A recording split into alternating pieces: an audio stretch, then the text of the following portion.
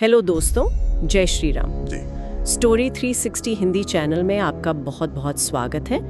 यहाँ हम लेकर आते हैं देश की अनकही कहानियाँ, राज, सच और वो घटनाएं जो कभी इतिहास बन जाती हैं। चलिए आज के इस विषय पर बात शुरू करते हैं। कभी कभी कुछ कहानियाँ इतनी बड़ी हो जाती हैं कि वो देश की राजनीति का पूरा रुख ही मोड़ देती हैं। बिल्कुल। आज हम एक ऐसी ही कहानी की परतों को खोलने जा रहे हैं। जरा सोचिए, एक ऐसा मामला जिसे देश का शायद सबसे बड़ा घोटाला कहा गया, बिल्कुल। जिसकी वजह से सरकार हिल गई, मंत्री, बड़े बड़े उद्योगपति सब जेल गए और फिर सालों बाद अदालत कहती है कि कोई घोटाला हुआ ही नहीं। और यही इस कहानी का सबसे दिलचस्प पहलू है। आज हम 2008 के 2G स्पेक्ट्रम मामले की वो पड़ताल कर रहे हैं। जी। हमारे पास जो स्रोत हैं वो सिर्फ ये नहीं बताते कि क्या हुआ, बल्कि इस सवाल पर भी रोशनी डालते हैं कि जो हुआ वो आखिर क्यों हुआ। सही। हमारा मकसद सिर्फ घटनाओं को दोहराना नहीं है, बल्कि उस फर्क को समझना है जो एक राजनीतिक आरोप और एक कानूनी सबूत के बीच होता है। बिल्कुल। तो चलिए शुरू करते हैं, लेकिन जल्दी से। हाँ। हम सब जानते हैं कि 2G स्पेक्ट्रम वो एयरवेव्स हैं हाँ, जिनका इस्तेमाल मोबाइल कंपनियां करती हैं। सही। ये एक राष्ट्रीय संपत्ति है और इसे बांटने का सबसे अच्छा तरीका तो नीलामी ही माना जाता है, ताकि देश को ज्यादा से ज्यादा पैसा मिले। हाँ। लेकिन 2008 में तत्कालीन टेलीकॉम मंत्री ए राजा के नेतृत्व में ऐसा नहीं हुआ। सही कहा। उस वक्त सरकार ने पहले आओ पहले पाओ की नीति अपनाई। लेकिन असली खेल कीमतों में था। लाइसेंस 2008 के बाजार भाव पर नहीं, बल्कि 2001 की पुरानी दरों पर दिए गए। क्या मतलब 7 साल पुरानी कीमत पर? जी, ये कुछ ऐसा है जैसे आप 2024 में दिल्ली में कोई जमीन 2001 के रेट पर खरीद लें। अरे बाप रे। तो फायदा कितना बड़ा होगा इसका अंदाजा लगाना मुश्किल नहीं है। और इसी के बाद देश की राजनीति में एक भूचाल सा आ गया। जाहिर है, हंगामा हुआ, संसद ठप हो गई। लेकिन इस पूरे शोर के बीच एक आंकड़ा था जो सबकी जुबान पर चढ़ गया। 176,000 करोड़ रुपए। 176 लाख करोड़। हाँ, ये आंकड़ा आया कहाँ से था?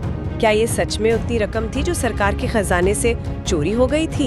ये इस कहानी का सबसे जरूरी और शायद सबसे गलत समझा गया हिस्सा है। अच्छा। ये आंकड़ा भारत के नियंत्रक एवं महालेखा परीक्षक यानी CAG ने दिया था। ओके। लेकिन उन्होंने इसे प्रिजम्पटिव लॉस कहा था, यानी संभावित नुकसान। संभावित, ये शब्द यहाँ बहुत जरूरी है। इसका मतलब क्या है? इसका मतलब ये है कि CAG ने ये नहीं कहा कि सरकार के खजाने से 1.76 लाख करोड़ रुपए निकाल लिए गए। तो फिर? उनका तर्क बहुत सीधा था। उन्होंने कुछ समय पहले हुई 3G स्पेक्ट्रम की नीलामी के आंकड़ों को आधार बनाया और कहा कि अच्छा, अगर उसी तरह 2G स्पेक्ट्रम की भी नीलामी की जाती तो सरकार को लगभग इतनी कमाई हो सकती थी। हाँ। ये एक अनुमान था, असल में हुआ नुकसान नहीं। अच्छा, तो ये एक तरह की अपॉर्चुनिटी कॉस्ट थी, यानी जो पैसा आ सकता था वो नहीं आया। बिल्कुल। लेकिन राजनीति में इन बारीकियों की जगह कहाँ होती है? विपक्ष के लिए तो ये एक सीधा साधा आंकड़ा बन गया। बिल्कुल। वो आंकड़ा इतना बड़ा था, इतना सनसनीखेज था कि उसके पीछे का जो संभावित शब्द था वो कहीं खो गया। हाँ, वो तो गायब ही हो गया। पब्लिक डिस्कोर्स में ये मान लिया गया कि देश को 1.76 लाख करोड़ रुपए का चूना लग गया है। और इसी एक आंकड़े ने पूरे मामले को भ्रष्टाचार के खिलाफ एक राष्ट्रव्यापी आंदोलन का चेहरा बना दिया। हाँ, बना दिया। तो इस भारी दबाव के बाद जांच एजेंसियां हरकत में आईं। CBI, ED सब इस मामले की तह तक जाने में जुट गए। हाँ, और फिर जो हुआ वो तो देश ने टीवी पे लाइव देखा। एक के बाद एक बड़ी गिरफ्तारियां होने लगी। टेलीकॉम मंत्री ए राजा, सांसद कनिमोझी, बड़े बड़े कॉर्पोरेट अधिकारी और सीनियर ब्यूरोक्रेट्स सब सलाखों के पीछे पहुंच गए। माहौल ऐसा बन गया था कि ये तो एक ओपन एंड शट केस है कि अब तो कोई नहीं बचेगा। हाँ, घोटाला हुआ है, लोग पकड़े गए हैं, अब सजा मिलना तय है। और जब नुकसान का आरोप इतना बड़ा हो तो जाहिर है कि मामला सिर्फ मीडिया और संसद तक तो सीमित नहीं रह सकता था। इसे अपनी तार्किक परिणति तक पहुंचना ही था, और वो जगह थी अदालत। सही। सालों तक मुकदमा चला, पूरे देश की नजरें इस पर थी। सब इंतजार कर रहे थे कि एक ऐतिहासिक फैसला आएगा। लेकिन दिसंबर 2017 में जब विशेष CBI अदालत के जज OP सैनी ने फैसला सुनाया तो वो किसी धमाके से कम नहीं था। क्या हुआ? उन्होंने ए राजा समेत सभी आरोपियों को बरी कर दिया। सभी को? सभी को।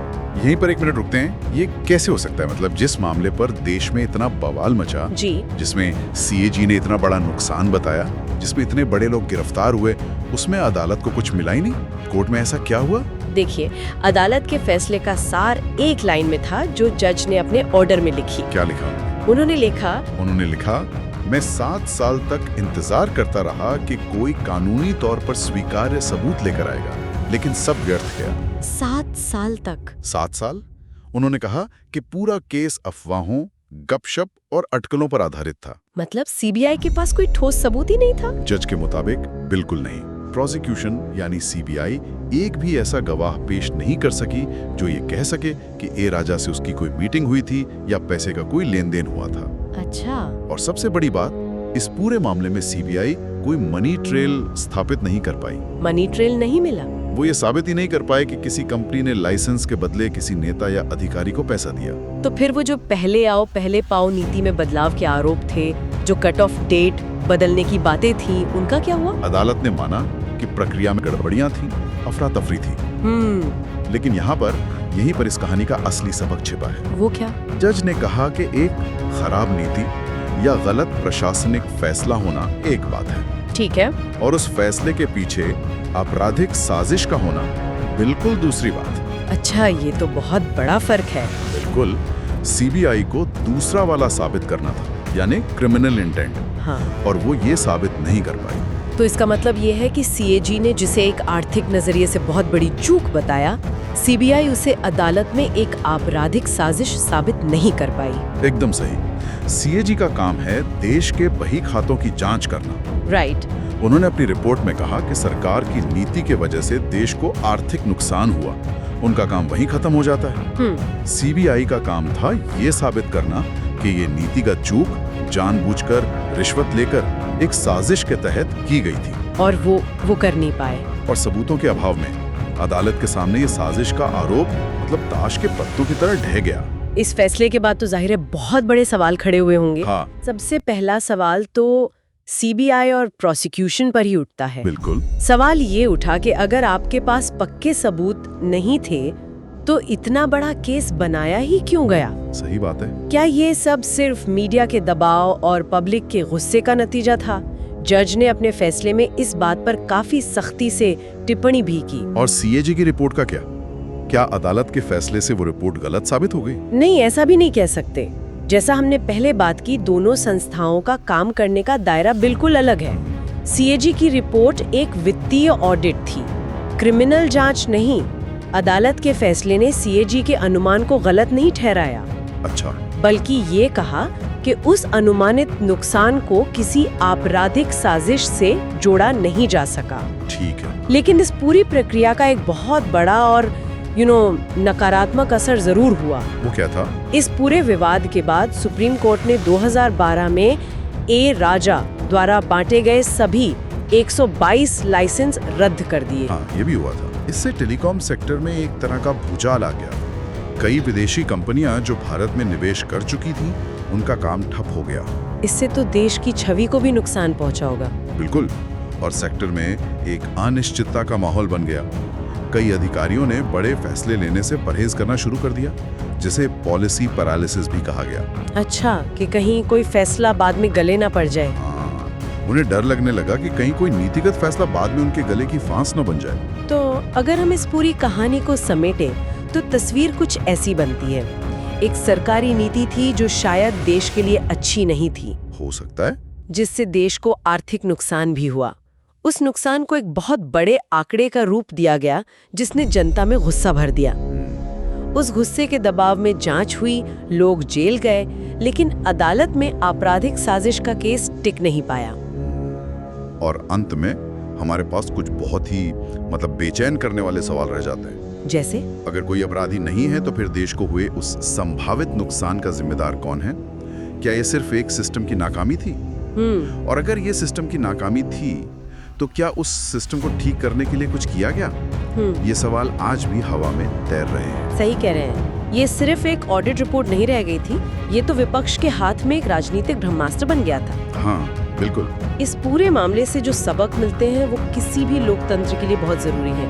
पहला तो यही कि पारदर्शिता कितनी अहम है, सबसे जरूरी। अगर स्पेक्ट्रम की नीलामी पारदर्शी तरीके से हुई होती तो शायद ये सवाल ही नहीं उठते। दूसरा सबक है संस्थाओं की भूमिका का। CAG, CBI, अदालतें, मीडिया, सबकी अपनी अपनी भूमिका है। हाँ, ये केस दिखाता है कि जब इन संस्थाओं की भूमिकाएं आपस में टकराती हैं या मतलब धुंधली पड़ जाती हैं, तो नतीजा कितना जटिल हो सकता है। जैसे CAG की रिपोर्ट को आपराधिक सबूत मान लिया गया। हाँ, और मीडिया ट्रायल ने कानूनी प्रक्रिया पर भारी दबाव बनाया।